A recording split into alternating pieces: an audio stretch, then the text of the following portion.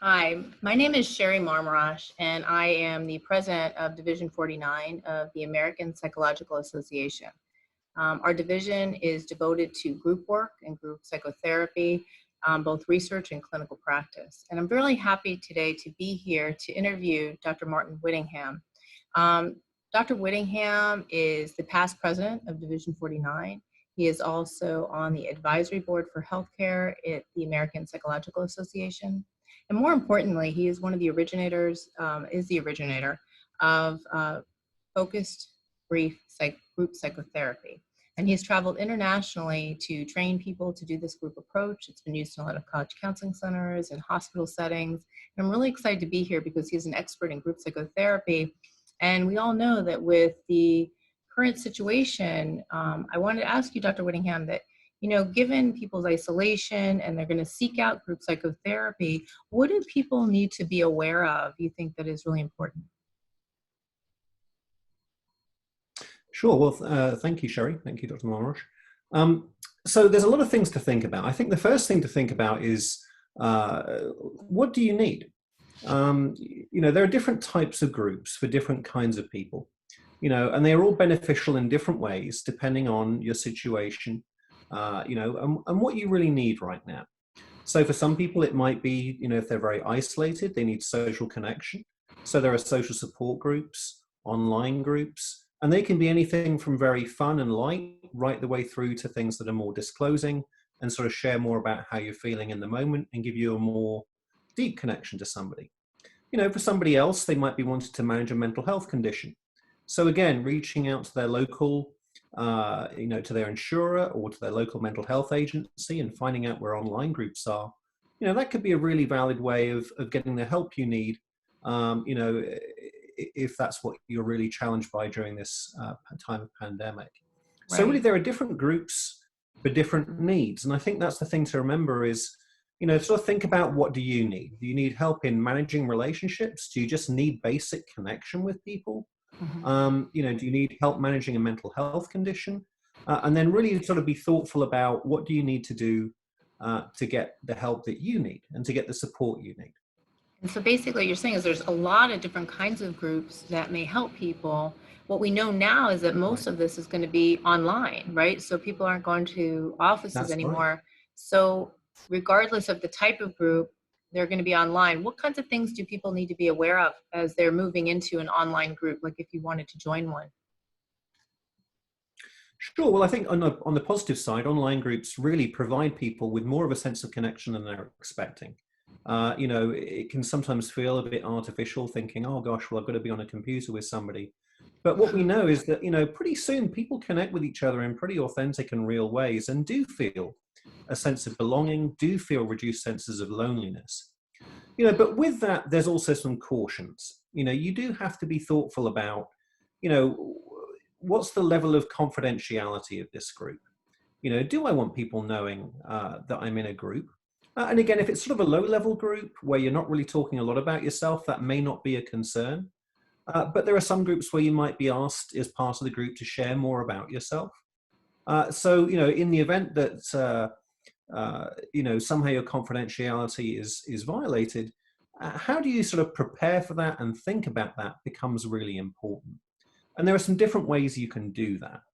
So, for example, let's say you decided, I don't think I want to be part of an online group talking about, fishing or cats or something that's kind of just a fun, light thing and a way to get connection that way. I want to do more of a therapy group.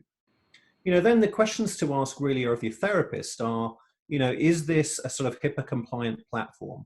And what that means is, can somebody easily hack into this? Because we're reading now in the press about this phenomenon called Zoom bombing, where people will jump in the middle of a session or jump in the middle of something else going on.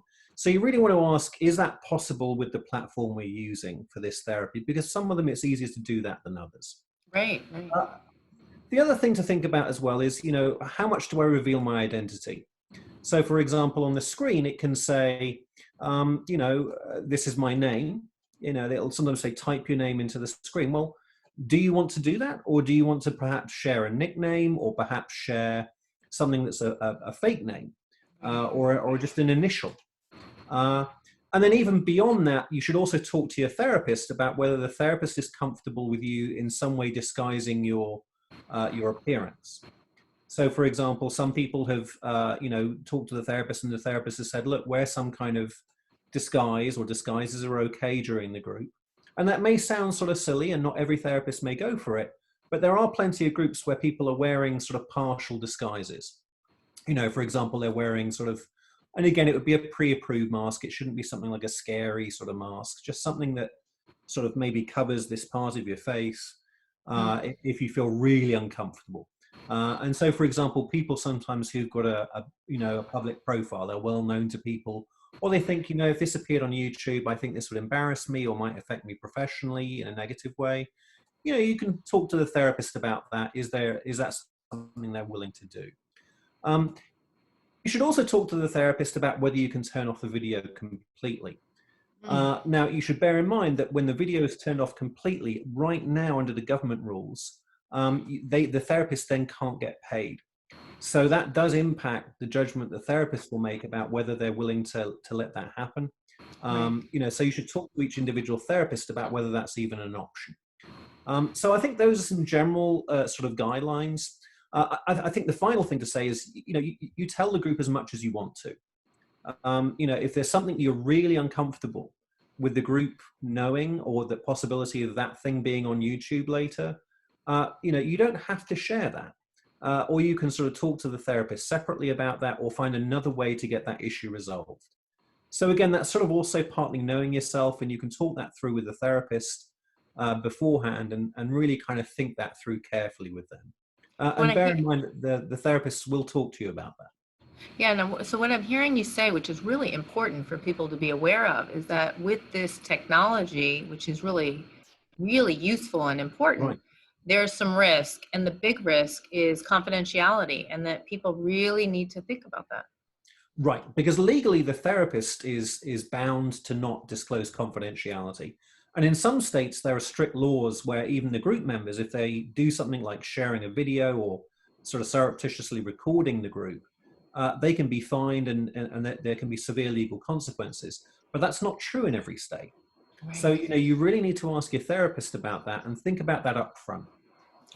Because, some platforms are more protected than others. Some of them have a lot of safeguards, some of them don't have many. And I think you just need to be very thoughtful about that, and talk with the therapist about that, and sit with that yourself. Right. And think, what am I comfortable with being out there in the world? Mm-hmm. Right. So you want to protect yourself and also get something from the group, but make sure that you protect yourself while you're doing that. Exactly right. Exactly right. So I think it's just a question of being very thoughtful, and knowing that protecting yourself is really an important part of this. And that's a healthy coping mechanism that we all need to think about, is because we're protecting ourselves out there in the world against the pandemic. We're isolating ourselves.